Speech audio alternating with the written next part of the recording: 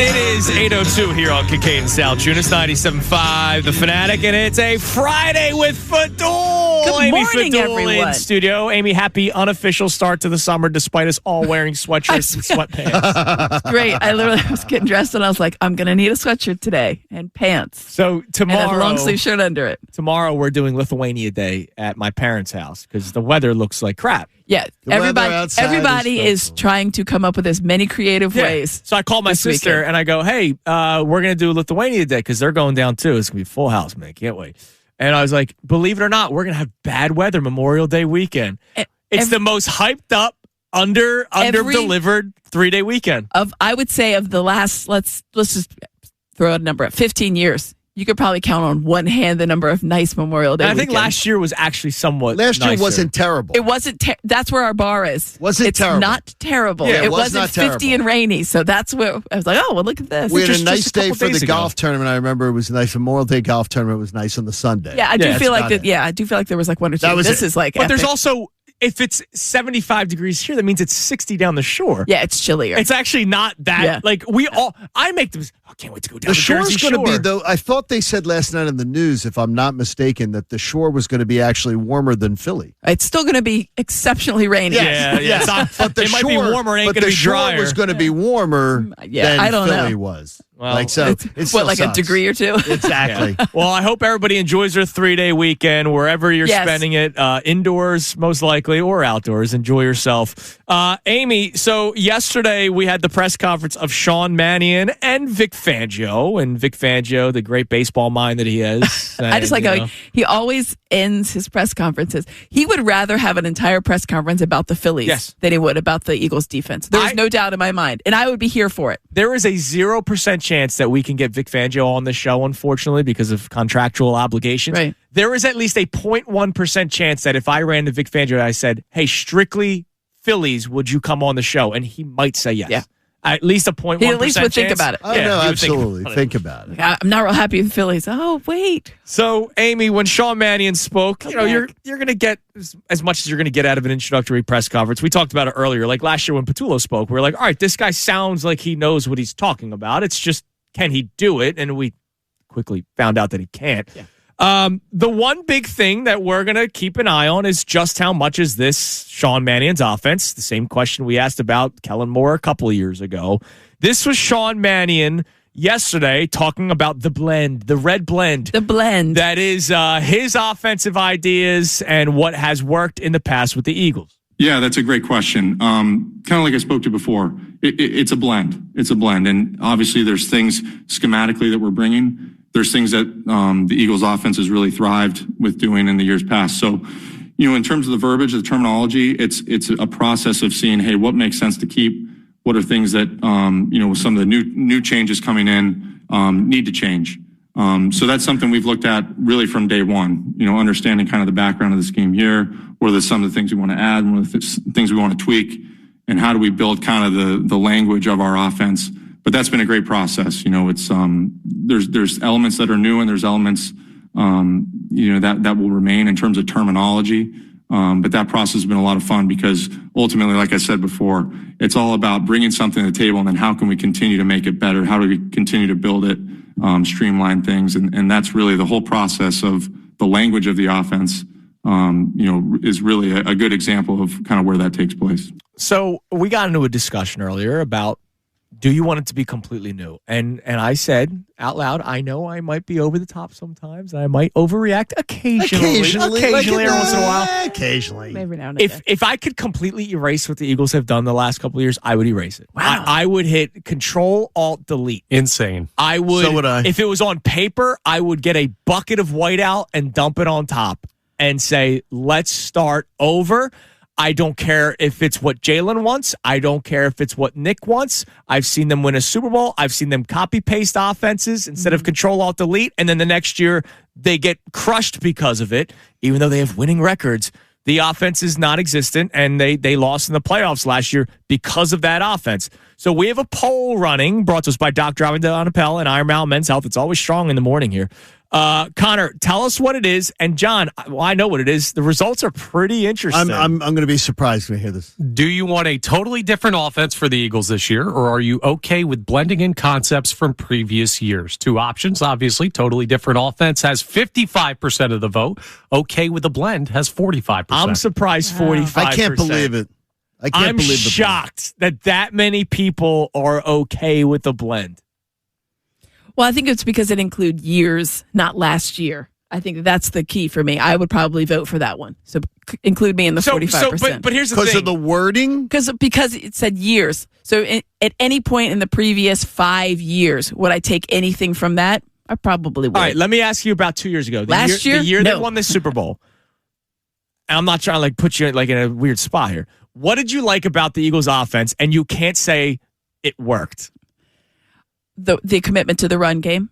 Yes, but it wasn't man, did you see that concept? Well, you mean innovative? I don't know. I guess I'm kind of the mindset the wheel's already been invented. There's very few concepts that are completely, truly brand new to me. When you watch the offenses, they're all nuanced versions of something else. So I think everything you're going to see is still going to be a blend, even if you completely have of course. Not even whiteout, just a brand new piece of paper, a whole notebook even, a fun new playbook with blank pieces of paper in it. So I think that there's always going to be some kind of blend. But I think when you add it to there's just the last 2 seasons have been so tough to watch for the lack of any kind of motion in that offense. And that's the one thing that I think you want to look at. We were promised motion. We flirted with the idea of motion. It never came to fruition. Well, Nick Sirianni doesn't like it. I don't motion, just a motion is words that came out of his mouth on a microphone. Which he does. You don't have to just motion to motion. Correct. Which it always annoyed me. You can actually do something. You can actually do it. Use it. Ask Kyle Shanahan. It is a fun thing. Ask Kyle Shanahan. Ask Sean McVay. Hey, remember when you lost the Super Bowl with identical mirror plays where there was pre-snap motion and Patrick Mahomes saw exactly what the defense was doing and then he was able to score a touchdown on it twice? Well, motion can be a tool, but there's also the point that apparently Jalen Hurts doesn't like it. And this is why I'm in favor of ripping it all up because I don't really care about what Jalen likes anymore. If we're doing prove-it years, because that's what the Eagles are doing, then I don't really care what he likes. Obviously, I want him to be able to succeed in the offense. I'm not saying, hey, throw left-handed. But, right. if the best thing from a Sean Mannion offense, which is the McVay-Shanahan tree, is under center, pre-snap motion, and play action, and apparently Jalen Hurts doesn't necessarily like any of those 3 things, I don't really care.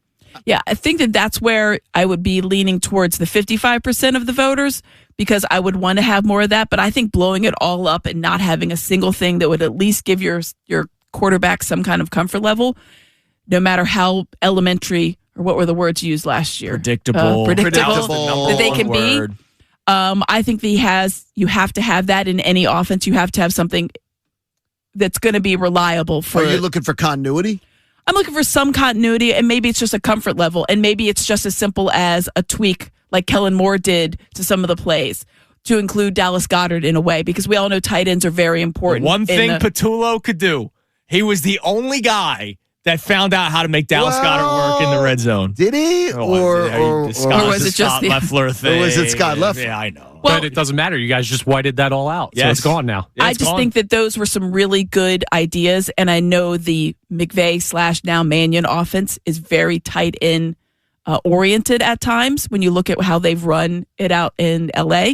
So I think that is something you could kind of blend with what you knew about the tight ends, because sometimes they run 2 tight end sets, right? Yes. And why can't you have some of the stuff that you utilized last year with Dallas Goedert to the success of 11 touchdowns? Mm-hmm. I would think that would be something that you could carry over. And you're allowed to do it because AJ won't be here anymore. So I want Amy in the room. So he can't complain about it. I think I want Amy in the room when these discussions are going on. But just hearing what Amy's bringing to the table. I just feel like that there's some. Now, a blend to me would be equal parts. If I'm ordering a red blend, there's a bunch of stuff in there. Hell yeah.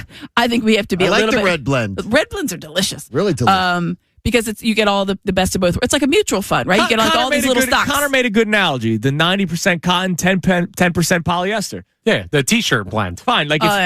If you want to give me that, That's a good ratio. I'll take a 90-10. But Yeah, it's that's got to a be good ratio. 90 Sean. Yeah, I don't think you want 10 Nick. Oh, I was saying 90 Sirianni. Yeah. I really just don't want. The only thing is that is that I don't want Nick over his shoulder. Is this going to be like when Kellen Moore, we would imagine him like popping in like, hey, how's it going? We're good. Yeah, like if you watched Hard Knocks when McDaniel came into Vic Fangio's room and he said, "We're okay here. Yeah, stay away. Like you can go." Like he sort of threw him, and Mike McDaniel sort of like laughed it off, like ha ha ha ha. Yeah. Ha, ha. He's And it no, was we're like, good. no, we're good. We don't need you in here distracting the conversation. Go. Like I don't want Nick distracting him from getting done. I feel like Sirianni did learn some of that. I think last year he was hands off with Kellen Moore. Right, I feel like there was a lot more hands off. Yeah, I think he probably tried to be hands off with Fadool, and he couldn't be because the offense was going he nowhere. Should never have been.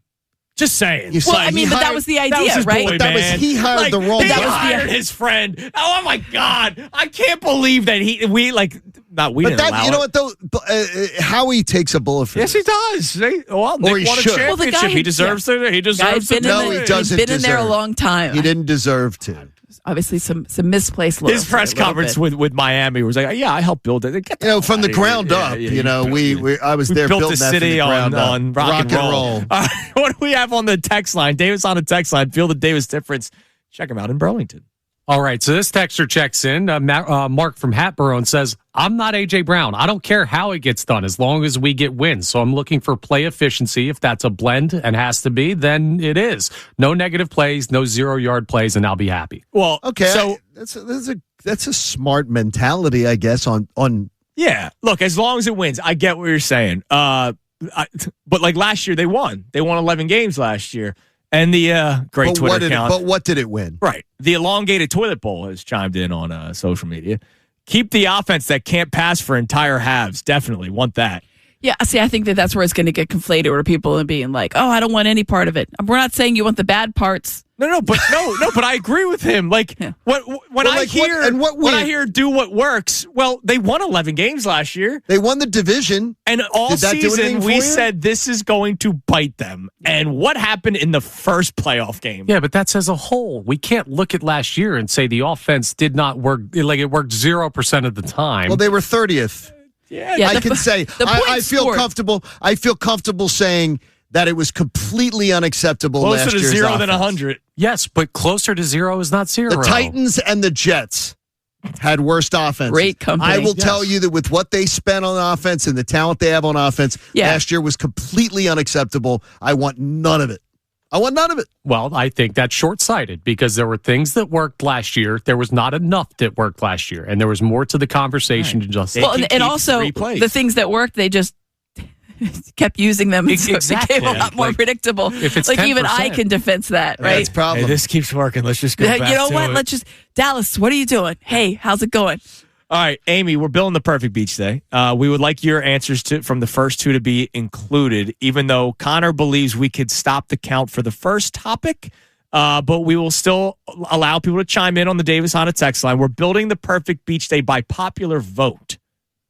So the first question was, which Boardwalk pizza or Jersey Shore pizza is your favorite?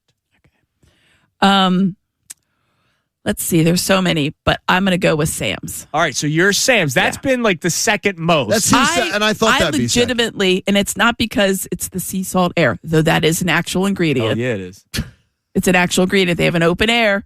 You can go right up there, get a slice. That stuff wafts in. Yep.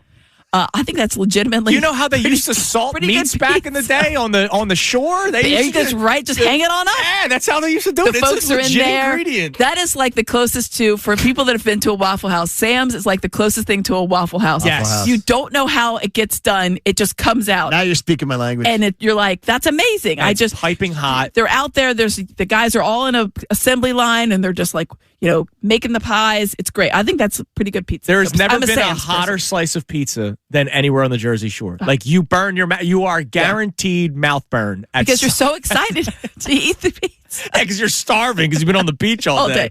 Yeah, so Sam's for me. I'm a big Sam. We go to right. Sam's at least 3 or 4 times. Is Mac and Manco still running away with it? Yeah, pretty easily. All right, so that seems to be the winner. That was my vote, by the way, because again, You're wrong. It's Sam's. You know what it is? It's what your childhood was for the most part. Amy, all right, wrong. number 2. You're wrong, but thanks for responding to our poll. Appreciate you. Number 2, and I'm curious what the text line has done. Because this is an made it close. I heard this on my way in. Best beach day activity off the shore: arcade, water park, miniature golf, amusement park are your 4 options. Gosh, I've done all of these activities off the boardwalk. Last year, I probably had my best experience at the water park. The water park has made a resurgence because, like, the kids were like old enough to do all this stuff. Yeah. I legitimately, I love a good roller coaster, but if you can be on like a fun raft situation going down in a pretty good clip, yeah, give me a water park. All right, so what's the text line? Because mini golf, when we did mini golf. Well, mini golf would have been like. Mini golf that was our number 1. Me, we John, we picked the same place. The same place, too. Me, John, Connor, all went miniature golf. Yeah. The first couple on YouTube immediately miniature golf, and now water park came storming back. See, when it's really hot, I can't go mini golf. We have 3 votes for mini golf. We have 1 vote for water park, 2 for arcade, 1 for amusement park, and a rogue vote for bowling. I saw bowling on our YouTube chat too. There's a place like on the way to Wildwood you can bowl and have an and has an arcade. Yeah, I don't think bowling. I'm not going to the lanes on a beach day. No. So. That's a rainy day. That's a rainy day at the beach, baby. We got a couple coming. That's true. Those places are going to be packed. So miniature golf is the leader in the clubhouse on the text line. We're split mini golf water park with us and YouTube. Yeah. So I think Shawnee would say this one's going to run mini golf till the end of the show. Now, number 3. I did not expect this one to be. Come on, water park people. You know when it's hot, that's what I didn't you expect it to be close. Yeah, but you know what? I was leaning arcade at one point. More so, water park's 3rd on my list. Interesting. By the way, the arcade, do you buy the cards? So you go mini golf, arcade, water park? Yeah. Okay. Arcade's so expensive, too, though. I was also a fat kid, so like the being places with my shirt off wasn't necessarily high on the list. Then you wouldn't have been in the tarp off crowd. No, I was not a tarp off guy, no. All right, number 3 then. The perfect beach day dessert treat. Oh. Now, this could go so many avenues. I know what it is. All right, you already have your answer. And it's a boardwalk item. All right, what do we got? Something you don't get this. You don't see this item anywhere but the boardwalk. Oh, Fried Oreos, my You know what it is? I think it's saltwater taffy. No, I don't like that. But it's trying to think. It is the chocolate bacon. It is just not the Neapolitan garbage. The vanilla ice cream between the 2 hot waffles.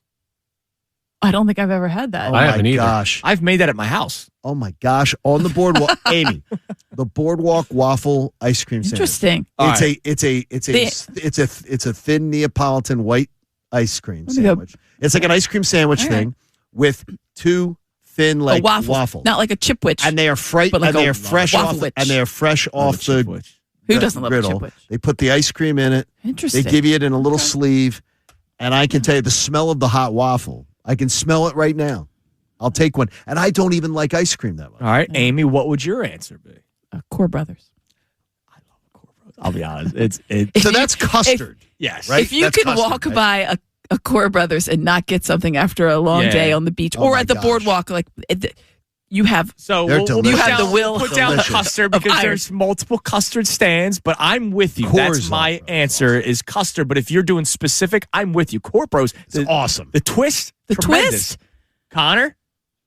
You know, I like a milkshake because the ice cream, the custard, it melts a little bit if you're going cone for the ice cream. I like something in a container that I can just like sip on. Yeah, that's interesting too because I'm a cup. Messiness, right? Yeah, it's more in a portable. Cup. Core Brothers. What did you say? You could put it in a cup. Oh, you said cup. I've never done Core Brothers in a cup. I've only done a cone. But you could. Yeah, or like the children's, you need to get a cup. It melts too fast. I don't know what happened. Amy's gone. I'm biting my tongue on this. She's gone all mama on us. All right, YouTube is immediately blowing up with the treats, so I'll start tallying these because there's a bunch of them. Did you say chocolate covered bacon at one point? Somebody that's down the shore. I don't do it. They have it at the Reading Terminal Market. I can't imagine hey, you know it's really hot out. You know what I want? No, it sounds horrible. But people do it. In the hot weather, I can't imagine. By the way, I can't imagine eating it to begin with. We get it for Doc. Cliff drops the funnel cake. Funnel cake. That's an elite snack. When it's hot? Oh, dude, yeah, it's down the delicious. shore. It's like Man. it's like you know what it's like? A hot Krispy Kreme donut. Hell yeah, dude. Really? It's It fantastic. like melts. You didn't even know you ate it. All right, we'll tally that some more Do the calories count? as we Nope. continue. No, nothing Nothing down the counts. shore counts. Come on, brother. All right, coming up next. Not as much A.J. Brown talk today. What? But John Kincade is going to offer a wager to Johnny Marks. And John, I'm going to tell you right now, I'm willing to put the house down on one side. It's Kincade and South Tunis, 97.5 The Fanatic. Kincade and South Tunis, 97.5 The Fanatic and 97.5thefanatic.com. 97.5 The Fanatic and 97.5thefanatic.com. Not bad. Here. That's not bad. What was I playing earlier today? That's really good. Before the show started, I was playing Mr. Blue Sky. That song puts a smile on my face every time. But like just the like it's just so funny how people sound sometimes. And they make lots of money doing it. Lots of money. Like that song, Mr. Deeds. Oh yeah. Is that Mr. Deeds? Is that Mr. Deeds? I think Mr. Yeah. Deeds when he's in the helicopter. Yeah, I think Never that's right. seen it. Oh, dude, it's honestly Don't say it's the best Sandler. it's underrated. Okay. Don't. It's not the best. Okay. But like Billy Madison and Happy Gilmore gets so much love. And then there's like Mr. Deeds. You're like, that's actually a really good movie. Yeah, it's yeah. It's a solid one. Man. Check it out. Mr. Deeds. If you like Sandler, you'll like it. Yeah, Right, exactly. Well, That's what you have to really qualify. Well, it. he's done some really, really good work. He's some really bad ones And then he's too. done some cash grabs. Yeah, that's More than Robert De Niro. He's done more cash by grabs. the way, did you see that they might make a new Godfather? No. Don't tell me that. Now that You didn't see that? Don't ruin my day. Oh, Don't ruin my dude, day. hold on. I won't see him no more. What is somebody going to be? They're going to have to make the characters Corleone different, seem change like everything? a little bit outdated at this point. That's a good question. Yeah, I mean, what are they going to make it? Like they're drug lords and I mean, the now mafia it's still obviously exists. not the same though. They've had to morph into different lines of business. So the article on movieweb.com says the Godfather sequel in development 54 years Sequel? How after many? the original Really? masterpiece. So is it Godfather 4 Well, if or it's a is it going to sequel- be a Well, sequel just means sequentially after. So Well, then it would have to have been a pickup after 3 then, one would think. which is horrible then. We're just going to keep Because they on should have going. blown it up after 3. No, gonna keep on going. Blow it up. Blow up. Yeah. No, don't do it. It's in the works, man. I'm excited. We're going to watch it. We're going to watch it. We're gonna I'm gonna watch it. No, I'm going to watch But it. you might- Yeah, but wait a minute. No, I have to see the casting first. You might end up hate watching it. Yeah, for all we exactly. know. You might not watch it in the theater, but you'll watch it. All I have right. to see the casting. So, Johnny, you have a bet for Johnny Marks. We have. Is it I do. John on John crime? No. But it is a bet. It is a bet that I would like to have with Jon Marks. And it is something that I just have heard it, is that is the defense, A.J. Brown defense that was coming yesterday on Marks, Middays with Marks, with John and Sean. And they were talking, and he said, how come you haven't heard any negative stories about A.J. Brown? All we've heard is negative stories come out against, stories against Jalen Hurts. We haven't heard any negative stories about A.J. Brown. And he was making that point multiple times as that somehow that A.J. Brown is a good teammate and that Jalen Hurts is being portrayed as not the good teammate, that he's the one who's sort of the problem. So here's what my bet is. All right. I will guarantee that within, I'm going to say 72 hours. Is that fair? 3 days? Yeah. 3 days of A.J. Brown's departure. Okay. One of the local beats is going to have some sort of negative stories that come out on A.J. Brown. And I will bet my house on that. That I'm right. Yeah. And I'm going to then be pissed at whatever local beat does it. And that includes if it's one of our ones that I love, one of the guys that I love, because that's going to mean to me, you were sitting on it. And then I'm going to ask, why the hell were you sitting on it? Well, And then I'm going to believe you were sitting on it because Howie Roseman asked you to. Or there is the world of a possibility that A.J. Brown never got traded, and then You're afraid of getting cut off access. You put out the bad story about A.J. Brown. Well, no. And I will throw that out the window because your star quarterback, there's been no problem putting pen to paper. Well, not pen to paper. Putting words to print of negative stories about your starting quarterback So I throw that theory out the window. I believe that there has been an embargo on do not talk about any negative stories you have. Could you please hold them until after the trade's done? And I believe that Howie Roseman has employed that tactic in the past. He may have. As far as, can you hold off on stuff, guys? Please don't write anything until this is done. And if I'm giving it 72 hours after A.J. Brown leaves the Eagles, we will then start to hear the stories that come out, which will then cause fans to say, oh, these are fake stories. What do you think the quid pro quo is then? Access. Okay. You want access? I'll deny you. You're going to be on the outside. You're on the outside looking in. You're not in the inner circle. The Eagles beat, I would put up with any other. They're great.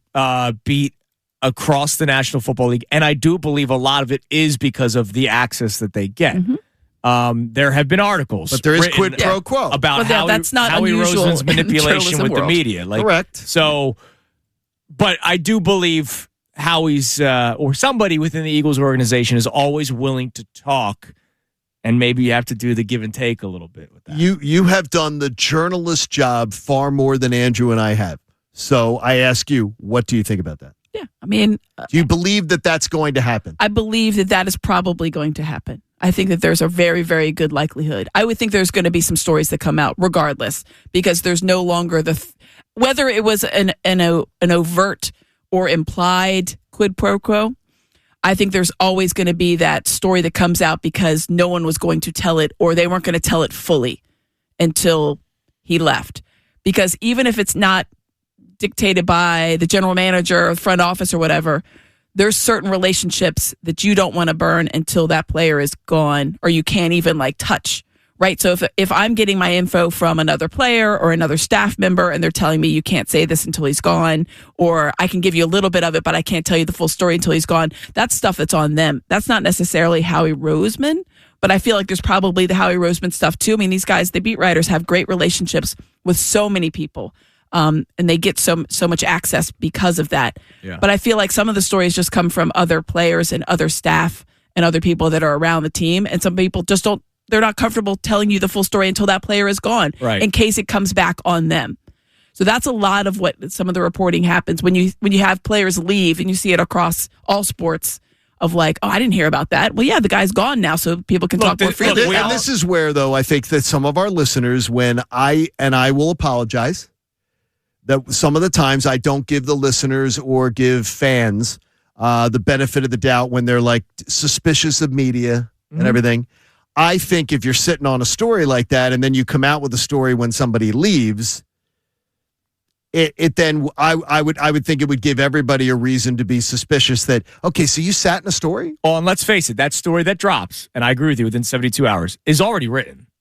It's waiting to be right, dropped. Like that story has been finalized. Yeah. And it will be either June 2nd or June 3rd or June 4th where it comes out. That story is written. The editor has already went through it. It's going to be such a big story that this is one that they're not going to do. Oh, AJ got traded. Got to type this one up. No, it's already done. It's done. It's like the death stories in news when you work in news organizations where they have the death. ESPN has a library of over 300 sports figures where they have the death. You guys have them too, probably, right? Yeah. When I worked in local news, everybody was responsible for one or two that you had to keep up to date. That was your responsibility. Yeah. And the weirdest thing, just a quick aside, was that when you would meet or interview the person that you've already voiced their opinion. No way. It happened to me once. So awful. Oh my God. It's so awful. You had to be ready for it. Hey, you're still alive. Hey, look at you. That's great. In my mind, I'm thinking, you're dead already in my mind. Summarized your entire life. Oh my God. In a quick 2-minute obit piece. Oh my. Sorry, sir. All right, Connor, what's been the leader so far in the text line? Davis on a text line. Feel the Davis difference. Check him out in Burlington with the dessert or the treat on the boardwalk. By the way, Cliff said something extremely offensive to me. He called me a crumble cookie. If I'm associated with Tobias Harris ever, that's the most disrespectful thing that you could possibly say. Is he still with Crumble? I don't know, but the fact that he was makes it disrespectful. How dare you? To our friends at Crumble. Yeah, no, I like crumble cookies, sure. Delicious. I don't like Tobias. What do we got? Ice cream is leading with 3 votes. Funnel cake has 2. Custard has 2. All right, can we say custard ice cream, same thing? I mean, No. it's not. It's not the same thing. No. People might not realize there's a I know. difference. There's a big difference. So between some people custard might and think ice cream. Coors is ice cream. I know it's custard, and that's my answer. And I think that's that's why why Coors is so ridiculously awesome. Well, yeah, because it's nice and it's got so much Custard. sugar. It's But, like- totally different. How many times have you heard somebody say, "Let's go out and get ice cream," and then they get custard? When people say, like, let's stop by Core Brothers, and they think that they're getting ice cream. Right. But it's really custard. Yeah, I mean, I So think if you there just is want to a say difference. vote for Core. Custard's Core Brothers. winning on Custard/ice cream. There is we go. winning. They're winning. Custard's winning YouTube, us, you name it. All right. Coming up next, Amy, we were supposed to do today's headlines at 7:47, but Zach Berman joined the show. I saw him. So Great. you get a special edition of today's headlines with Connor Thomas coming your way next. And Kevin the Gandhi, don't forget, will join us at 9 o'clock here on Kincade and South Tunis. Amy with us Friday with Fadool, 97.5 The Fanatic. Kincade and South Tunis, 97.5 The Fanatic and 97.5thefanatic.com. 97.5 The Fanatic and 97.5thefanatic.com. It is 8:47 here on Kincade and South Tunis, 97.5 The Fanatic. Connor, I'm Little proud of wagon you. wheel. But I'm proud of Connor because he's mixed it up. We've had done a good job, really good job. If you We've don't had like wagon wheel. generations. Oh, We've Which had is this? different Is this old? genres. Is this old? This Crow is chicken medicine? fried. That's chicken Oh, fried, yeah. I A thought it little sounded bit like- of chicken fried. No, like wagon wheel for a second. Oh, man. I mean, it's country music. It's all. It's all the same. I love it, but I'll admit. Oh, yeah, me too. You It's should just put wagon wheel. summer vibe, but it's very much similar. The Everything's gentleman that same. wrote this is from my hometown. Oh, is that right? Yeah. How about that? Not That's wild. well, the guy that helps Mr. write Chicken. it. Yeah, his name was Wyatt Durrett. Is the guy that sings it. Not Zach Brown. Well, he wrote it with Zach Brown, but it's from my small hometown. By the way, Cliff, my apologies. He thought I was a crumble cookie guy. Oh, he's not calling you. Because I was like, whoa. Whoa. I've never really shied away from my opinions of Tobias Harris on this show. You have a strange obsession. with Tobias Harris. You start calling me a crumble cookie guy when there's. Did you enjoy association. Tobias's last game? I did. Yes, I did. I enjoyed his last He three. ignored all the great performances though along the way. I gave him credit on You this. did not. Connor, did I at mocked him. one No, point? you didn't. You mocked him every time I brought it up. You mocked him. Yeah, and then I said, wait till later on in the playoffs. You mocked him. Yes, There was you that ignored funny. all the good ones. There was the funny note. It was like James Harden, Joel Embiid, Tobias Harris all won a game 7, and Ben Simmons caught a fish. He did, and they won. He won the championship. How much money do you win at the fishing competitions? Well, I imagine if you get a real big fish, you sell it for. But I think those are competitions, right? It's the cumulative of, because I saw the thing. It was like 6 marlin and 3 sailfish or something. That's the correct exact numbers. I know. I have a very, yeah, you guys will learn this about me. I have an oddly specific memory when it comes to if I see something like, oh, it's not photographic, but it's awfully close. So I can remember stuff like that. Because why would I ever need to know that? Well, congratulations to Ben Simmons. So, but I think they only win like $100,000 or something, split 6 ways. Boy, he's making play at basketball. Can't get booed on the water, Amy. Can't It's a get booed beautiful out day on there. the water, Ben. We're so happy for you. All right. We have Kevin Nagati join us coming up in about 10 minutes. We will ask our 4th beach-related best beach day that we built together with you with Kevin on the air. Kevin will get that started. But it is time now for today's headlines with Connor Thomas. Today's headlines with the Connor Thomas. What's up, V? It's brought to us by Lundy Law for over 70 years. Lundy Law has been fighting for injured people. If you need them, remember the name Lundy Law, your injury lawyers. Visit LundyLaw.com. That's LundyLaw.com. And folks, this streak is over. Until last night, it had been the same exact amount of time that the Flyers had played a game, that the Hurricanes had played a game. They were on an incredibly long layoff, and it did not go well for them in Game 1 of the Eastern Conference Finals. Against the Carolina team that swept their first 2 series, and the Canadiens take Game 1 of the Eastern Conference Final by the score of 6-2. So the question is, do you guys think this will ultimately benefit them in the long run, or do you believe that that's a major detriment to their chances? I think they'll win the series. Benefit. I think they'll win the series. Yeah, I think it's still a benefit. But yeah, it was pretty wild. They They looked terrible last night. rusty. Yeah, they looked rusty. They came out like a team that hadn't played in 2 weeks. But honestly, during that time, wouldn't you have given them like some extra time off? So they probably need to get right back. You know, kind of like get their head back in the game. They'll probably win the next 3. And then it'll be 3-2, and then they'll win in 6. That's my guess. Should have given the Flyers one of those overtime games. She might have won game 1 last night in the Eastern Conference Finals. Maybe. But that'll be a fun series to watch. We'll get to another playoff series in a second. But some big NFL news yesterday. He was already signed, but he got an extension. Matthew Stafford, a monster extension on his deal. 1 year, $55 million extension with the Rams, worth up to $60 million with incentives. How does this change your outlook on the future of the NFC? Well, it doesn't. Here's what it adds to. They still believe that his body's okay. Because you're not going to give that kind of money to a guy that's falling apart. Remember last year, the story was that he was getting epidural injections like during training camp. It takes the retirement story off the table because it's a 2-year deal that would really hurt them if he leaves after 1. Yeah. And the biggest takeaway is Tyler Simpson saying, how long do I have to wait till I play? Exactly. But no, I mean, it goes to show that they still believe that his body's in a good spot. Here's what I don't get, though. Why did they draft Ty Simpson? If you're going to sign him to 2 years. Cheap insurance policy, I guess? Yeah. You're not an insurance. I don't think you're an insurance policy though. If he's never played in the NFL, and you're. But I mean, you let him groom for 2 years. I feel like that there's that mindset. I feel like that he can get in there. He's going to know the offense very well. I would imagine Sean McVay's offense is complex to learn. Oh yeah. So imagine 2 years of studying. Yeah, I get you. Next year, if something happens, but he's already been there under a year. And so Matthew Stafford gets hurt. You're putting in a guy that's totally not ready for that. It would seem to me. I just find it a little strange. Yeah, it is an interesting strategy considering how they drafted, but Stafford is here in the NFC, at least for the next 2 years to stay, which I think makes the job tougher for everybody else around these parts. We'll round out with this. The Knicks took a 2-0 lead. By the way, they have Stetson Bennett still, don't forget. Oh, yeah, they're fine. Stetson Bennett, get out of here. The Knicks took a 2-0 lead in the Eastern Conference Finals over the Cavaliers, but it is not thanks to analytics. Josh Hart was asked about how he feels about analytics after the game. Here's what he likened it to. I'm never a huge analytics guy. At a certain point, they're a lamppost to a drunk person. You can lean on them, but it won't get you home. So at a certain point, you got to have a good feel for the game. I completely agree with him. That's a great analogy. Especially because analytics would never tell Josh Hart to take 11 threes in a game. And he was 5 of 11, 26 points yesterday, led the game for New York. Yeah. Analytics would tell you that Josh Hart shouldn't be a starter on an Eastern Conference championship team. I have a vitriol disgust toward analytics. Like, I understand that you could use it as a tool and it's helpful. It's disgusting when teams overly rely on it. Yeah. Like, this is what we're going to do. Yeah, the metrics are just And the numbers Josh tell Hart you is how a a guy's feeling player. that day. Tremendous player. Yeah. Still hate him for the Philly not a sports town thing, but that's fine. It was a dig at Jalen. He's a Did you watch their podcast after it? Jalen is like, "You're ridiculous. You're so wrong." He knew it was against him. It wasn't. Yeah, it was great. He tried to double down on it. I'll take offense to it too. But that actually, if you like that quote, it's not.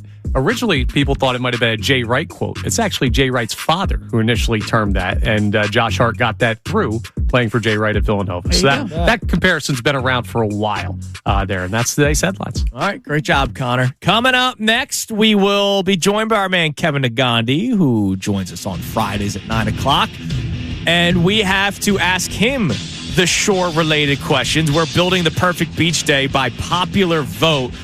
Manco and Manco, Mac and Manco, whichever one you want to call it, seems to be running away with the best pizza. The best shore activity on the beach, we're pretty tight between miniature golf and water park. Amy, I think, helped to swing some of this vote. If it's hot out, the water park is brilliant. The people really don't like the water park. They're like the lines. The lazy river is very strong. The good slide.